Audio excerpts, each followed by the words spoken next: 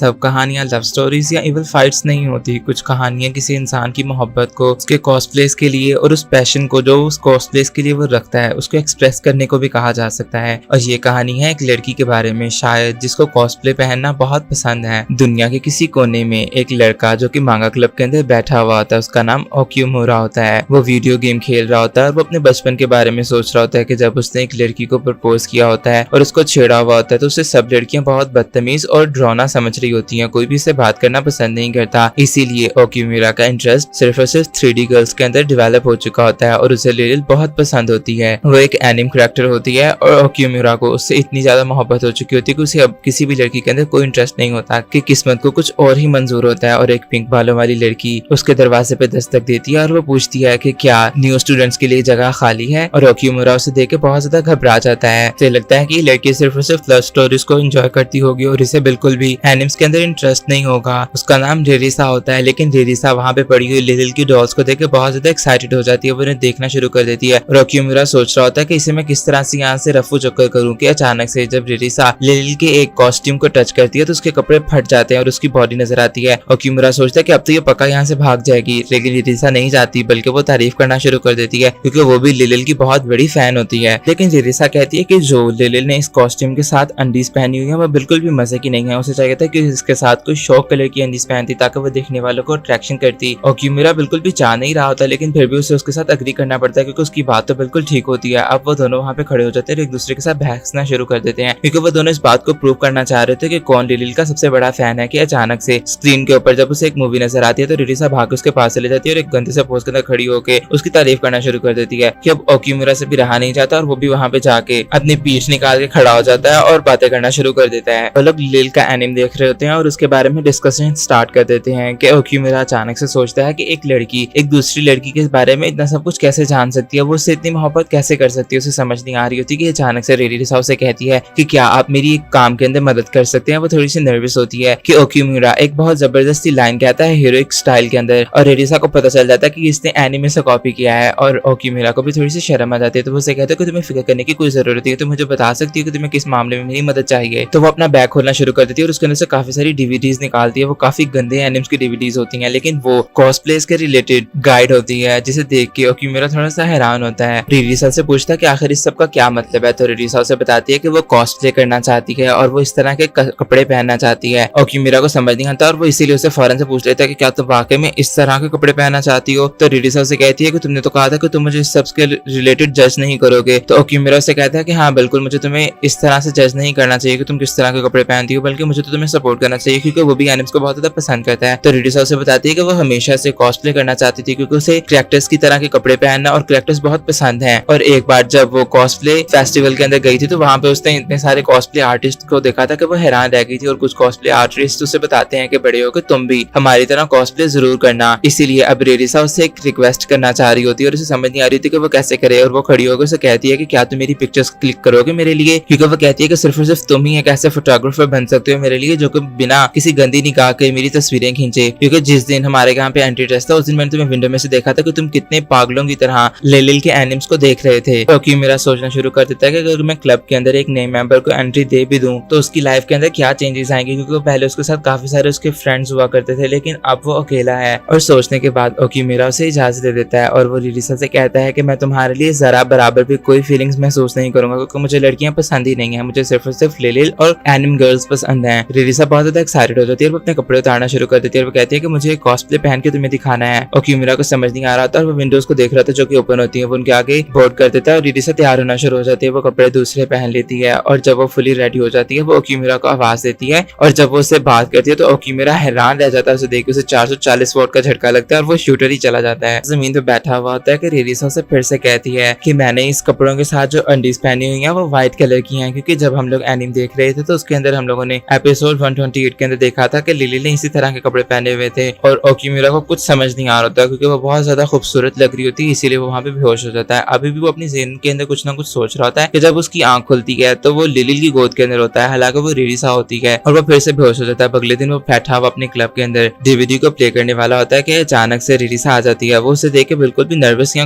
घबराता नहीं है क्योंकि वो एक नॉर्मल लड़की लग रही होती है। अब वो दोनों साथ में बैठ के देखना शुरू कर देते हैं। फिर वो लोग वीडियो गेम खेलना शुरू कर देते हैं कि रेरिसा अचानक से वीडियो वीडियो गेम को रोकती है और वो कहती है कि अभी इस कैरेक्टर की अंडीज नजर आएंगी और मुझे सारी की सारी डिटेल्स को यहाँ पे लिखना है क्योंकि मैं अपने साथ फोन लेकर आई हुई हूँ। और वो लिखना स्टार्ट कर देती है कि इस सब के बाद अचानक से रिरिसा खड़ी हो जाती है और वो उसे कहती है कि मुझे कॉस्प्ले ट्राई करना है। और ओक्यूमिरा फिर से घबराहट के मारे दरवाजे खिड़कियां बंद कर देता है और वो अपने कपड़े पहन के उसे दिखाती है और उसने दूसरा कॉस्ट्यूम पहना हुआ होता है। अब वो ओक्यूमिरा से कहती है कि आज तुम्हें मेरी पिक्चर्स भी क्लिक करनी होंगी। तो वो उसे कहती है कि तुम्हारा जो पैशन है लिलिल को लेकर तुम्हें बस उसे जहन में रखना और मेरी कुछ पिक्चर्स क्लिक करनी है। और ओक्यूमिरा भी मान जाता है। अब वो उसकी पिक्चर क्लिक करने के लिए खड़ा हुआ होता है और लिलिल बहुत जबरदस्त क्यूट सा फेस बनाती है जिसे देख के ओक्यूमिरा हैरान रह जाता है। अब वो प्यारे प्यारे से पोज बनाना शुरू कर देती है और ओक्यूमिरा उसकी पिक्चर्स क्लिक कर रहा होता है कि अचानक से रिरिसा कहती है कि मुझे कपड़े चेंज करने हैं। वो कपड़े चेंज करके दूसरा कॉस्ट्यूम पहन लेती है और वो उसकी अभी भी पिक्चर्स क्लिक करना शुरू कर देता है। अब जब रिरिसा अपनी पिक्चर्स देखती है तो वो बहुत ज्यादा खुश हो जाती है। रिरिसा कहती है कि मुझे अपना यूनिफॉर्म पहन लेना चाहिए कि ओक्यूमिरा उसके बारे में सोच रहा होता है कि वो किसी लड़की के बारे में कुछ फील नहीं कर सकता। वो तो सिर्फ और सिर्फ लिलिल को देख के पागल हो जाता है। इसीलिए वो खुद को हौसला देता है कि अचानक से रिरिसा उसे कहती है कि क्या तुम मेरी मदद कर सकते हो कपड़े चेंज करने के अंदर। और ओक्यूमिरा को फिर से एक 440 वोल्ट का झटका लगता है लेकिन उसका जिपर फंस गया होता है। इसीलिए वो उसकी जिप खोलने के अंदर मदद करता है और अचानक से वो जिप खोल देता है लेकिन वो फौरन से मुड़ जाता है और वो कहता है कि मैंने कुछ नहीं देखा कुछ नहीं देखा। रिरिसा भी रिलैक्स होती है कि अचानक से उसका पांव स्लिप हो जाता है और ओक्यूमिरा को उसको पकड़ने के लिए गलत जगह दबानी पड़ जाती है। रिरिसा उसका थैंक यू करती है और वो ओक्यूमिरा से कहती है कि अब चलो बस भी करो मुझे छोड़ भी दो। और ओक्यूमिरा थोड़ा सा एम्बैरस होता है। वो फटाफट से अपना बैग उठाता है और वहां से निकल जाता है कि रिरिसा भी जाने से पहले सोच रही होती है कि आखिर उसको क्या हो रहा है, ये नया एहसास किस बात का है, उसका दिल इतना तेजी से क्यों धड़क रहा है। वो अपनी इन फीलिंग्स को लेट डाउन करके वहां से भाग जाती है। दूसरी तरफ प्रिंसिपल एक लड़की जिसका नाम मिकारी होता है उसको वेलकम करते हैं स्कूल के अंदर क्योंकि वो एक बहुत बड़ी मॉडल होती है लेकिन उसकी नजरें तो ओक्यूमिरा के ऊपर होती हैं जो कि उसके लिए किसी डेविल से कम नहीं होता क्योंकि पास्ट के अंदर उसने उसको रुलाया होता है। और मिकारी इसी बारे में सोच रही होती है। मिकारी अब जहाँ भी जा रही होती है सब लड़के और लड़कियां उसी के आगे पीछे घूम रहे होते हैं। जब अपनी क्लास के अंदर जाती है तो लड़के उसके लिए ऑटोग्राफ लेने के लिए लाइन में लगे हुए होते हैं। और लकीली रिरिसा भी इसी क्लास के अंदर होती है कि दूसरी तरफ ओक्यूमिरा चल रहा होता है और वो कल के लिए बहुत ज्यादा एम्बैरस होता है। वो बहुत ज्यादा शर्मिंदा होता है कि कल उसने क्या किया है। अब वो अपने क्लब का जब दरवाजा खोलता है तो रिरिसा अंदर होती है। वो घबरा जाता है लेकिन फिर भी वो अंदर जाता है और रिरिसा से बातें करना शुरू कर देता है। रिरिसा का भी दिल घबरा रहा होता है और उसे समझ नहीं आ रहा होता कि वो किस तरह से उससे बात करे लेकिन वो उसे स्टूडेंट के बारे में बताती है यानी वो मिकारी के बारे में उसको बताती है। अब वो दोनों बातें करना शुरू कर देते हैं और रिरिसा उसको बताती है कि वो चाहती है कि मिकारी उसके साथ कॉस्प्ले करे और उसे वो बहुत अच्छा लगेगा कि अचानक से वो उसे एक कैमरा दिखाती है जो कि उसी क्लब का होता है। वो उसे कहती है कि क्या तुम्हें इसे इस्तेमाल करना आता तो वो उसे इसके अंदर मौजूद उतनी पिक्चर्स दिखाता है जो कि उसके पिछले ग्रुप मेंबर्स के साथ होती हैं। ओक्यूमिरा पिक्चर्स को दिखाते हुए बहुत ज्यादा खुश होता है और रिरिसा उसे सॉरी करती है। वो कहती है कि मैं हमेशा सिर्फ और सिर्फ अपनी डिमांड से तुम्हारे आगे रखती हूँ लेकिन मैंने कभी भी ये जानने की कोशिश नहीं की कि तुम क्या करना चाहते हो। तो वो उससे कहती है कि तुम जो भी करना चाहो मैं उसके लिए तैयार हूँ। उसे कहती है कि चाहे तुम वीडियो गेम खेलना चाहो, मांगा पढ़ना चाहो या तुम मेरे साथ एनी बैठ के देखना चाहो, मैं तुम्हारे साथ कुछ भी करूंगी। लेकिन ओक्यूमिरा से कहता है कि मुझे तुम्हारी बातें सुन के अच्छी लगी, चलो हम लोग पिक्चर्स क्लिक करना शुरू कर देते हैं। लेकिन रिरिसा अपने कपड़े उतारना शुरू कर देती है और ओक्यूमिरा से कहता है कि तुम इस तरह हर जगह पे कपड़े नहीं उतार सकती। लेकिन रिरिसा को याद आता है कि उसके पास तो उसका कॉस्प्ले है ही नहीं, इसीलिए वो उसको लेके वहां से भाग जाती है और वो उसे कहती है कि हम लोग किसी रैंडम क्लास के अंदर चलते हैं, वहां पे जाके पिक्चर्स क्लिक करते हैं। अब वो वहां पे जाके पिक्चर्स क्लिक करना शुरू कर देती है लेकिन जब अपनी तस्वीरें देखती है तो वो बहुत ज्यादा मायूस हो जाती है क्योंकि वो कहती है कि मैं बिल्कुल भी प्यारी नहीं लगती। लेकिन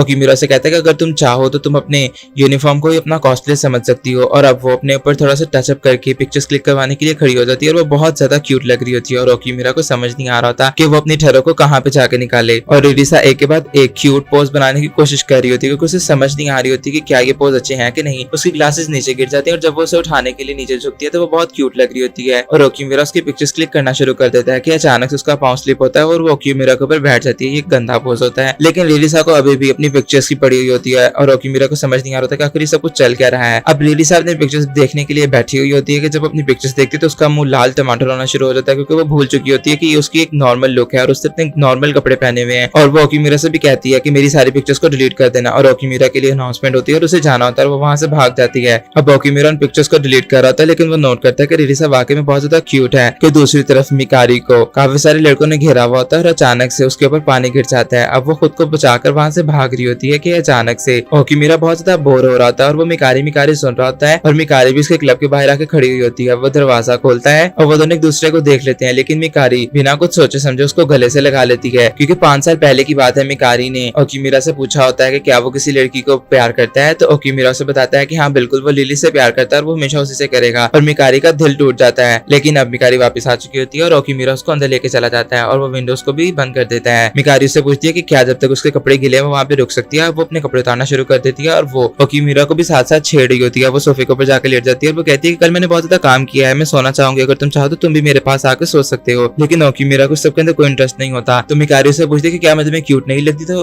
ओकीमिरा से बताता है कि तुम हमेशा से क्यूट ही थी और तुम अभी भी क्यूट ही हो। और मिकारी को ये सुन के बहुत अच्छा लगता है। वो उसकी थोड़ी सी तारीफें करता है कि अचानक से उसका पाँव मांगा के ऊपर आ जाता है और वो स्लिप होकर उसके ऊपर गिर जाता है और मिकारी अब टोटली नेकेड होती है। ओकीमिरा उसके ऊपर से हटने वाला होता है, लेकिन मिकारी उसे कहती है कि अभी थोड़ी देर इसी पोज के अंदर रहो, ना जाने मैंने कितना इंतजार किया है तुम्हारे साथ इस पोज में आने के लिए। कि दूसरी तरफ रिरिसा भी भाग रही होती है क्लब में आने के लिए, क्योंकि आज वो लेट हो चुकी होती है। मिकारी गंदा गंदा सोच रही होती है कि अचानक से ओकीमिरा भी अपना कोट उतार देता है, लेकिन मिकारी उसे रोकने की कोशिश करती है, मगर ओकीमिरा का ऐसा कोई इरादा नहीं होता और वो कोट उसे पहना के कहता है कि तुम्हें ठंड लग सकती है। और ओकीमिरा अभी भी लिलिल के बारे में जब बात करता है तो मिकारी अपने कपड़े पहन रही होती है और वो ओकीमिरा से पूछती है कि क्या वो अभी भी किसी लड़की को प्यार करता है। तो ओकीमिरा उससे कहता है कि हाँ बिल्कुल। वो पहले तो रिरिसा के बारे में सोचता है, लेकिन वो उसे अभी भी लिलिल का ही कहता है और मिकारी उसे बेवकूफ कह के वहां से भाग देती है। उसकी आंखों के अंदर आंसू भी होते हैं। अब मिकारी खड़ी हुई होती है और वो सोच रही होती है कि उसे किस तरह से मॉडल बनने की अपॉर्चुनिटी मिली और वो मॉडल बन गई। वो बहुत ज्यादा हार्ड वर्क करती थी। उसके डायरेक्टर ने भी उसे एक बार कहा था कि मुझे पता है कि तुम एक लड़के के ऊपर क्रश करती हो, लेकिन उस लड़के से मोहब्बत करने का कोई फायदा नहीं, वो एक आम सा लड़का है, तुम एक मॉडल से मोहब्बत कर सकती हो। लेकिन मिकारी उस दिन के बारे में सोच रही होती है जब ओकीमिरा ने उसे बचाया होता है बुरे लड़कों से, और वो उस दिन से उसे बहुत ज्यादा चाहने लग चुकी होती है। वो लिलिल के बारे में मांगा पड़ती है, उसकी तरह क्यूट बन जाती है और वो ओकीमिरा के साथ खेलना भी शुरू कर देती है। ओकीमिरा उसे हमेशा बुरे लड़कों से बचाता होता था और इसीलिए वो अपने दिल के अंदर उसकी मोहब्बत लिए उस दिन के इंतजार में आज भी यहाँ खड़ी हुई होती है कि शायद वो एक दिन बदल जाएगा, क्योंकि सबने उसे धोखा दिया हुआ होता है। लेकिन मिकारी उसके साथ हमेशा लॉयल रहना चाह रही होती है, इसीलिए वो आज भी उसका वहां पे इंतजार कर रही होती है। कि दूसरी तरफ जब वो नीचे देखती है तो ओकीमिरा के पास एक लड़की आती है। वो और कोई नहीं बल्कि रिरिसा होती है और वो अपने कपड़े चेंज करना शुरू कर देती है। मिकारी भाग के वहां पे जाती है और जब वो ओकीमिरा को और रिरिसा को साथ देखती है तो वो बहुत ज्यादा दुखी हो जाती है। वो ओकीमिरा के ऊपर चिल्लाना शुरू कर देती है। वो कहती है कि तुम कितने बड़े धोखेबाज हो, तुमने तो कहा था तुम हमेशा लिलिल के लिए लॉयल रहोगे, लेकिन ये तुम क्या कर रहे हो। कि रिरिसा मिकारी का हाथ पकड़ लेती है और वो उससे पूछती है कि क्या तुम मेरे साथ कॉस्प्ले करोगी। और मिकारी उसे ऊपर से नीचे तक एक बार गौर से देखती है। अब रिरिसा मिकारी को सब कुछ बताना शुरू कर देती है कि वो वहाँ पे क्या कर रही है और कॉस्प्ले वगैरह वो क्यों करते हैं। मिकारी को ये बात सुनकर फौरन से समझ आ जाती है और वो इस बात को समझ जाती है कि ओकीमिरा किसी भी कीमत पे बदल नहीं सकता और वो आज भी लिलिल से ही प्यार करता है। कि रिरिसा मिकारी से पूछती है कि क्या वो उसके साथ कॉस्प्ले करना चाहेगी। ओकीमिरा से समझाने की कोशिश करता है कि वो ऐसा बिल्कुल नहीं करेगी, लेकिन मिकारी पहली बार में ही मान जाती है और वो उसे कहती है कि मैं कॉस्प्ले करूंगी। और रिरिसा से कहती है कि तुम मेरी दोस्त मिरी के तौर पे कॉस्प्ले कर सकती हो, लेकिन मिकारी उसे मना कर देती है। वो कहती है कि मैं लिलिल के तौर पे कॉस्प्ले करना चाहती हूँ, इसलिए वो उसे साइड पे ले जाती है और उसे समझाना शुरू कर देती है। वो उससे बात कर रही होती है और रिरिसा अपना कॉस्ट्यूम उतार देती है, लेकिन जब वो देखती है कि मुझे उसको उतरे हुए कपड़े पहनने पड़ेंगे तो वो मना कर देती है। और वो ओकीमिरा से पूछने की कोशिश करती है कि क्या उसे मिरी पसंद है। तो ओकीमिरा उसे मिरी के बारे में बहुत कुछ बताता है, जिसे सुन के मिकारी को समझ नहीं आती कि आखिर ये बंदा किससे मोहब्बत करता है, इसीलिए वो मान जाती है मिकारी का कॉस्ट्यूम प्ले करने के लिए। अब रिरिसा उसका नाप वगैरह लेना स्टार्ट कर देती है। वो उसे कहती है कि मैं सारी रात लगा कर तुम्हारे लिए कॉस्ट्यूम बनाऊंगी, क्योंकि उससे बहुत ज्यादा पैशन होता है कॉस्प्ले करने से, इसीलिए। और मिकारी भी मान जाती है। अब अगले दिन रिरिसा बैठी हुई कपड़े स्टिच कर रही होती है और मिकारी जब आती है तो रिरिसा उसे कहती है कि मुझे तुम्हारी कुछ मेजरमेंट्स लेनी थी, यानी चेस्ट एरिया की, ताकि परफेक्ट फिनिशिंग आए। और ओकीमिरा को भी इस बात से कोई फर्क नहीं पड़ता, इसीलिए अब रिरिसा उसकी मेजरमेंट्स लेना स्टार्ट कर देती है और वो उसे समझाती है कि कपड़ों की सही मेजरमेंट लेना कितना मुश्किल और कितनी इंपॉर्टेंट चीज है। अगर हम लोग ऐसे ही किसी भी कपड़े को सिलाई कर देंगे तो वो बिल्कुल भी पहनने पर अच्छा नहीं लगेगा। और जब मिकारी वो कॉस्ट्यूम देखती है तो वो कहती है कि ये तो सिर्फ और सिर्फ पट्टियों से बने हुए कुछ टुकड़े हैं, ये कपड़े पहने हैं हमने। और रिरिसा से कहती है कि हाँ बिल्कुल, लेकिन मिकारी रिरिसा से हार नहीं मानना चाह रही थी, इसीलिए वो उन कपड़ों को पहनने के लिए मान जाती है। वो लोग कपड़े चेंज कर रही होती है और ओकीमिरा दूर बैठा हुआ उनकी बातें भी सुन रहा होता है और वो कपड़े बदलना शुरू कर देती हैं। और रिरिसा इतनी ज्यादा फैंटिसाइज हुई होती है कि वो मिकारी की तरफ देखती है और मिकारी को समझ नहीं आ रही थी कि आखिर ये सब कुछ चल क्या रहा है। और ओकीमिरा भी बैठा हुआ सोच रहा था कि लड़कियां क्या बातें कर रही हैं। अब वो दोनों अपने अपने कॉस्ट्यूम पहनकर सामने आती हैं और ओकीमिरा जब उन दोनों को देखता है तो वो हैरान रह जाता है, उसकी आंखें खुली की खुली रह जाती हैं। मिकारी को देख के वो उसकी तारीफ करता है, लेकिन मिकारी जब ये सोच रही होती है कि ओकीमिरा ने उसकी तारीफ की तो वो नोट करती है कि वो लिलिल की तरफ भी देख रहा है और उसकी तारीफ भी कर रहा है।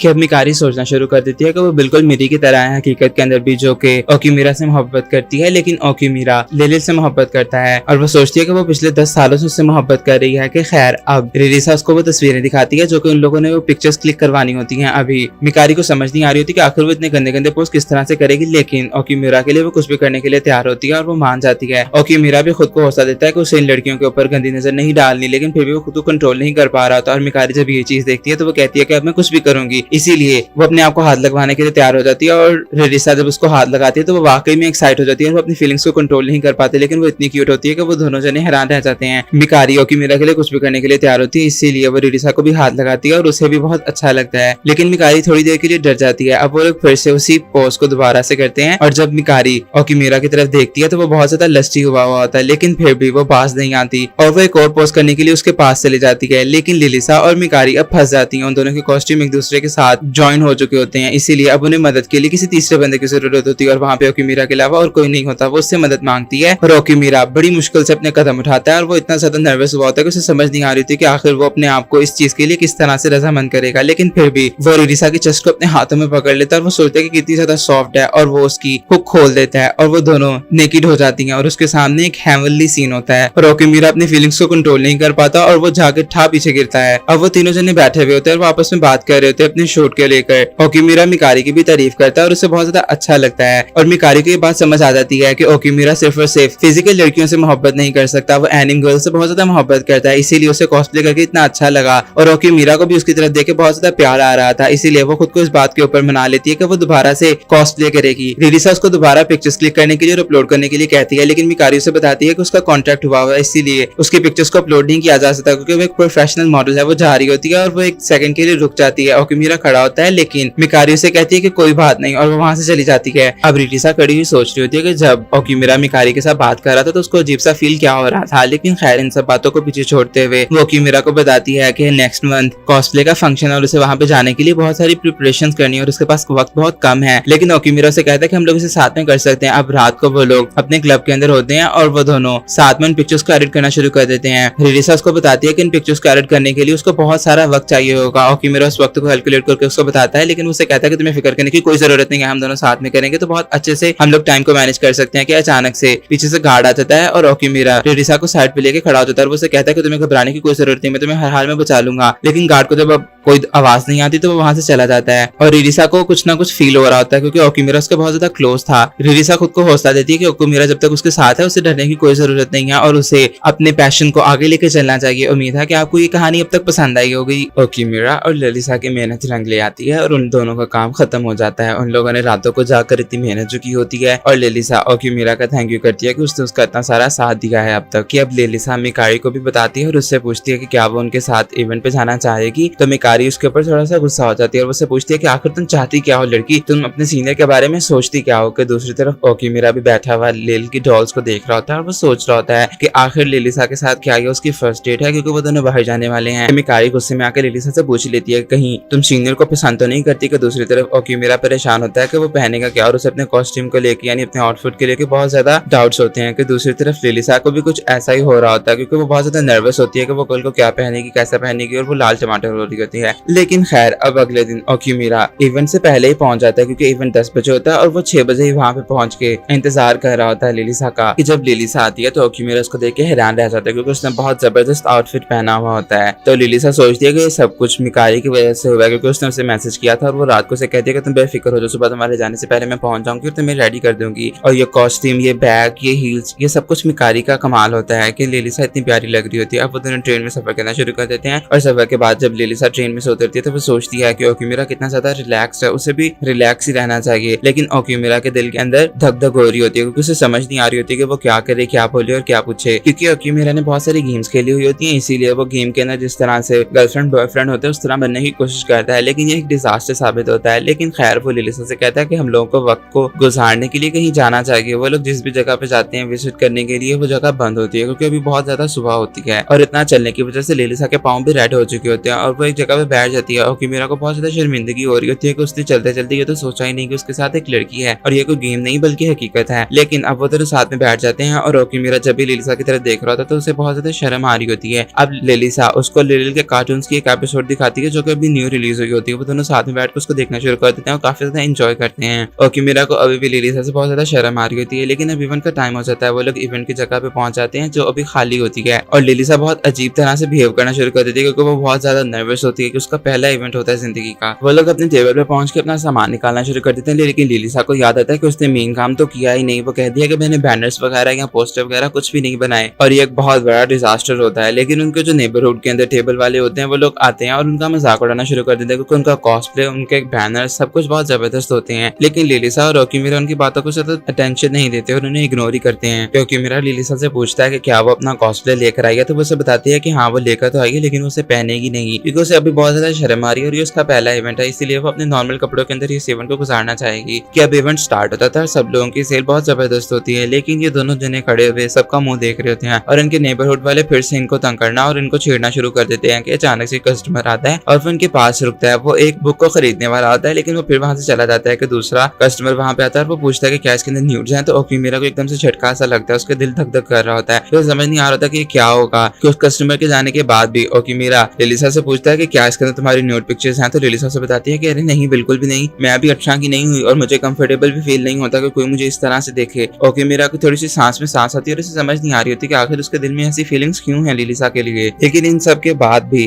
उनके नेबरहुड वाला उसकी फिर से आके इंसल्ट करता है और ओकीमिरा को गुस्सा आ जाता है और वो लिलिसा को चीयर करना स्टार्ट कर देता है। वो कहता है कि तुम कितनी बड़ी बेवकूफ है, तुम्हें अपना कॉस्प्ले पहनना चाहिए, तुम अपने कॉस्प्ले में सबसे ज्यादा प्यारी लगती हो, तुमसे क्यूटर मैंने आज तक जिंदगी में कुछ नहीं देखा। लिलिसा लाल टमाटर हो रही होती है और वो दोनों अपने बैग्स उठा के चेंजिंग रूम की तरफ चले जाते हैं। लिलिसा अंदर चले जाती है और ओकीमिरा बाहर खड़ा हुआ उसका इंतजार कर रहा होता है कि अचानक से उसके अंदर से कुछ लड़कों के ऊपर जाती है और उन्हें मना करने की कोशिश करता है कि यहाँ पे पिक्चर्स मत लो क्योंकि ये गर्ल्स के लिए चेंजिंग रूम है। वो लड़के उसको थोड़ा सा छेड़ती हैं और वो उसको बताते हैं कि वो लोग लड़कियां ही हैं, बल्कि वो लोग कॉस्प्ले कर रही हैं वहां पे खड़ी हुई। और वो लोग ओकीमिरा की तारीफ करती हैं और वहां से चली जाती हैं कि दूसरी तरफ उनके साथ वाले टेबल वालों का फोटोशूट बहुत जबरदस्त चल रहा होता है और ओकीमिरा थोड़ा सा एम्बैरेस हो रहा होता है कि लिलिसा जब अंदर जाती है तो वो देखती है कि अंदर तो बहुत सारे कॉस्प्ले आर्टिस्ट बैठे हुए होते हैं। वो लोग अपने कपड़े चेंज कर रही होती हैं और रेडी हो रही होती हैं। लिलिसा को कहीं भी जगह नहीं मिल रही होती कि अचानक से कॉस्प्ले आर्टिस्ट उसे बताती है कि मैं तो चाह रही हूँ तो मेरी जगह पे बैठ सकती हो। जब लिलिसा वहां पे बैठती है, अपना बॉक्स खोलती है तो उसके पास उसकी विग कैप भी नहीं होती। वो बहुत ज्यादा नर्वस हो जाती है, लेकिन एक दूसरी लड़की उसकी मदद करने के लिए उसको अपनी कैप दे देती है। उसके पास बाकी भी कुछ चीजें नहीं होती, लेकिन बाकी कॉस्प्ले आर्टिस्ट उसको बहुत हम्बली अपनी चीजें देना शुरू कर देते हैं और उसकी मदद करना शुरू कर देते हैं। और लिलिसा को यह बहुत अच्छा लग रहा होता है कि लिलिसा रेडी होना शुरू हो जाती है और वो सबसे पूछती है कि आप लोगों को कोई मसला तो नहीं है, मैं आप लोगों की चीजें यूज कर रही हूँ। तो वो उससे बताती हैं कि हम लोग एक्स्ट्रा चीजें इसीलिए लेकर आते हैं क्योंकि कोई ना कोई यहाँ पे कोई ना कोई चीज भूल जाती है, लेकिन नेक्स्ट टाइम जब तुम आओ तो तुम लोगों की मदद करने की नीयत से आना। कि अचानक से वो उस कॉस्प्ले आर्टिस्ट से भी मिलती है जिसने पहली बार उसे कहा होता है कि तुम जब बड़ी हो तो तुम भी यहाँ पे आना। लिलिसा उससे बात करती है और अब लिलिसा रेडी होना शुरू हो जाती है। लोग उसे देख के बहुत ज्यादा हैरान हो रहते हैं कि उसकी स्कर्ट बहुत ज्यादा छोटी होती है, इसीलिए कॉस्प्ले आर्टिस्ट उसको अपनी स्कर्ट उतार कर देती है ताकि उसकी बॉडी ज्यादा शो ना हो। अब वो जा रही होती है तो उसको एक लड़का मिलता है जो कि कॉस्प्ले आर्टिस्ट ही होता है। वो उसकी तारीफ करता है और उसे बताता है कि जो कैमरामैन तुम्हारे साथ है वो बहुत अच्छा और नाइस इंसान है।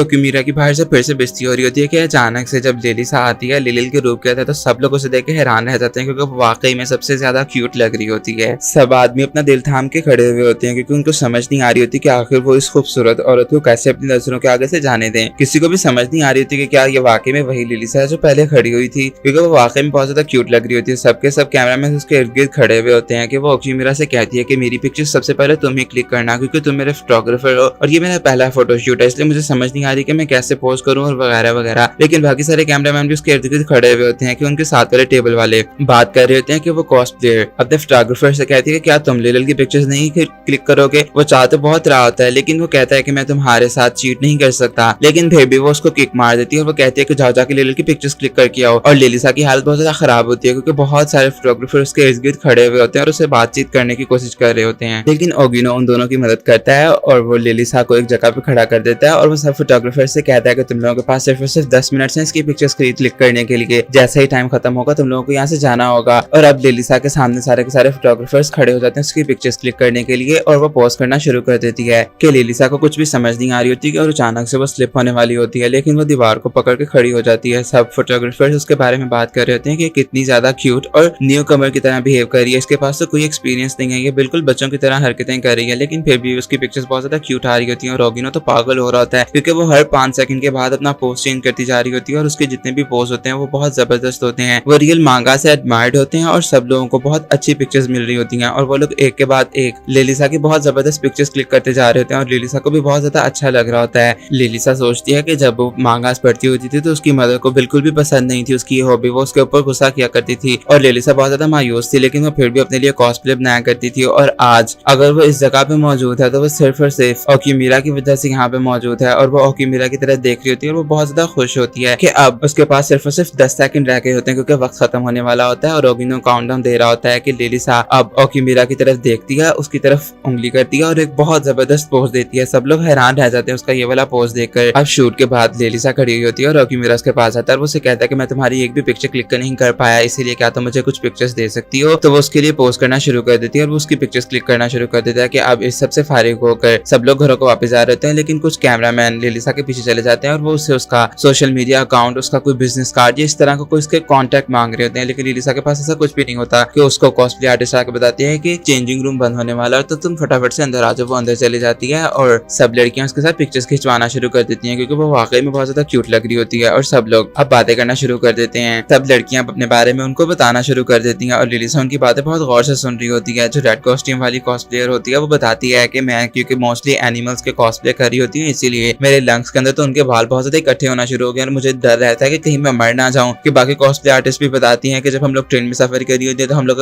हमेशा कभी मैं अपने तीत भूल जाती हूँ, कभी कोई बताती है कि घर के अंदर में टब के अंदर ही अपनी विग भूल जाती हूँ, जो कि बहुत ज्यादा स्कैरी होता है। कोई स्क्रीन के सामने अपनी विग को भूल जाता है। इसी तरह से कुछ कॉस्प्ले आर्टिस्ट किसी तरह की मिस्टेक्स करती हैं, किसी तरह की मिस्टेक्स करती हैं। और जो लड़कों के कॉस्प्ले करती हैं वो बताती है कि हमारे घरों पे कपड़े देखकर हमारे पेरेंट्स को डाउट होता है कि कहीं हम लोग मिक्स जेंडर्स तो नहीं है, हम लोग डिफरेंट किस्म के जेंडर्स को डेट तो नहीं करती। अब वो लोग लिलिसा से पूछती हैं कि क्या उसके पास कोई ऐसा एक्सपीरियंस है, तो लिलिसा से बताती है कि मेरे पास ऐसा तो कोई एक्सपीरियंस नहीं है, लेकिन मेरी बॉडी बहुत ज्यादा डिफरेंट है। मेरे पास सिर्फ और सिर्फ बूब्स ही है मेरे, और मेरी बाकी सारी बॉडी बहुत ज्यादा लीन और स्मॉल है, इसीलिए मुझे मेरे साइज के कपड़े नहीं मिलते। मुझे हमेशा बहुत ज्यादा डिस्टर्बेंस रहती है इस वजह से। आज भी मैंने जो आउटफिट पहना है कि मैंने किसी की एडवाइस पे पहना है। तो वो लोग उससे पूछती हैं कि क्या तुम्हारे पास तुम्हारी नॉर्मल कोई पिक्चर है, तो जब वो उनको अपनी नॉर्मल पिक्चर दिखाती है तो वो वाकई में बहुत ज्यादा भद्दी लग रही होती है क्योंकि उसने बहुत ओवरसाइज्ड और बहुत अजीब से कपड़े पहने हुए होते हैं। कि अब इन सब बातों के बाद लिलिसा को याद आता है कि उसने किसी की पैंटीज वापस करनी थी और वो एल्फ वुमन की होती है। वो जब उन्हें सर्च करती है तो वो वहाँ पे नहीं होती। लड़कियां से बताती हैं कि वो अभी भी वहाँ से गई है और लिलिसा को भी याद आता है कि बहुत ज्यादा लेट हो रहा है। तो वो सबको गुड बाय करके वहाँ से जाने वाले थे, लेकिन सब लोग उसे रोकते हैं और उसे कहते हैं कि समर फेस्टिवल के ऊपर हम तुम्हें मिलना चाहेंगे, तुम जरूर आना। और लिलिसा उनको यस कह के वहाँ से चली जाती है। ओकीमिरा स्टेशन के ऊपर खड़ा हुआ उसका इंतजार कर रहा था। लिलिसा उसके पास भाग के चली जाती है। ओकीमिरा उसे कहता है कि ट्रेन आने में थोड़ा सा वक्त ही रह गया, तुम वक्त पे पहुंच गई हो। लेकिन लिलिसा उसे कहती है कि सबसे पहले मेरे पास एक काम है जो मुझे खत्म करना है। और वो एल्फ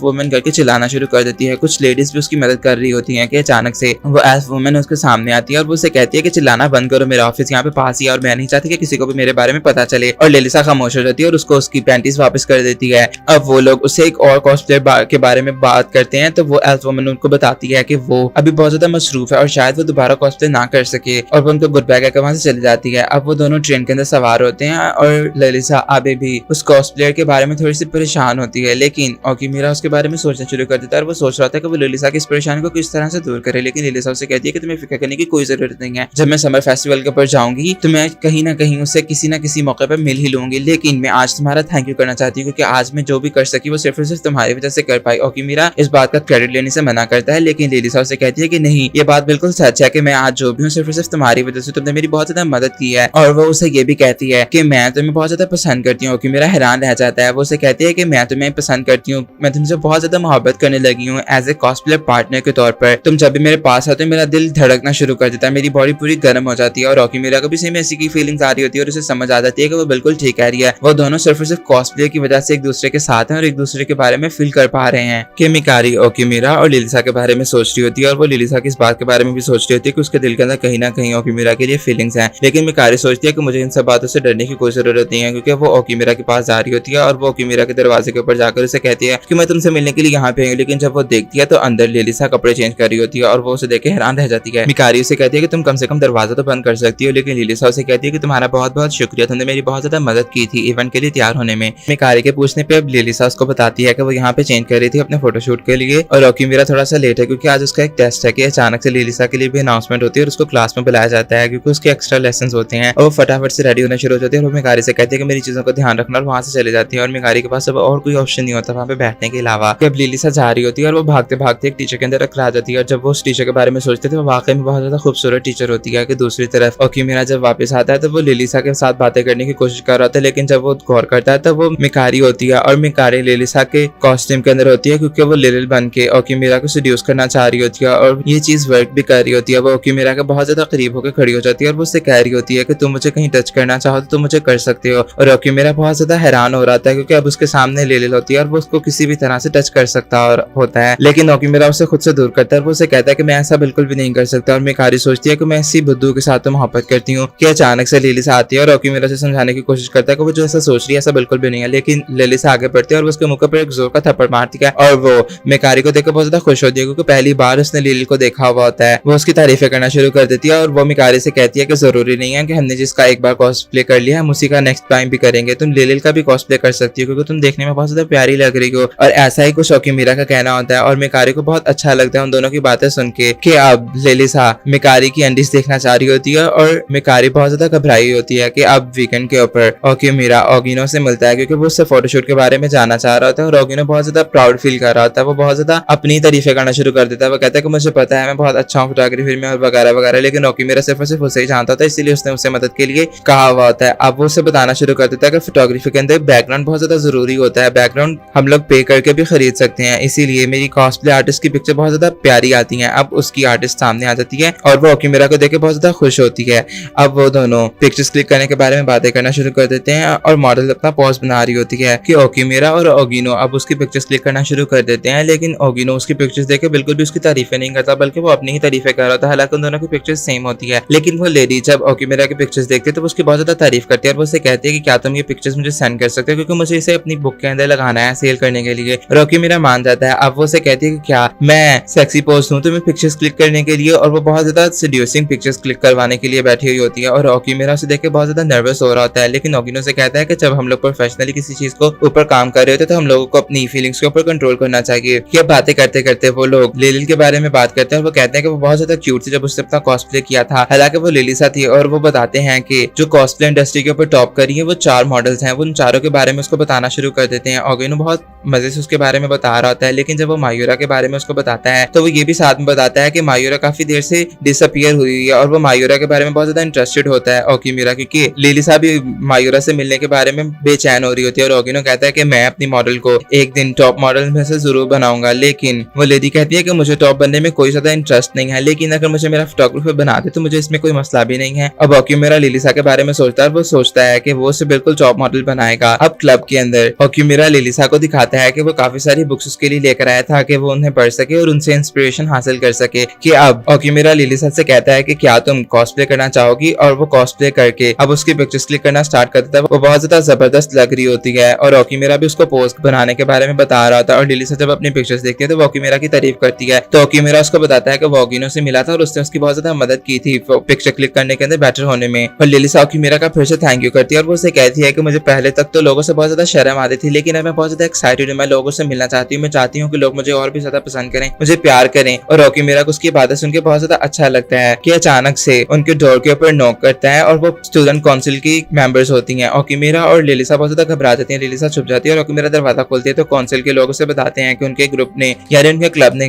पिछले 3 सालों से कुछ ज्यादा वर्क नहीं किया, इसीलिए उन लोगों को रूम चेंज करना होगा। और ओकीमेरा और लिलिसा थोड़े से परेशान होते हैं। उम्मीद है कि आपको अब तक ये कहानी पसंद आई होगी। कहानी में आगे का होगा ये जानने के लिए चैनल को सब्सक्राइब कर दें और वीडियो को लाइक कर दें।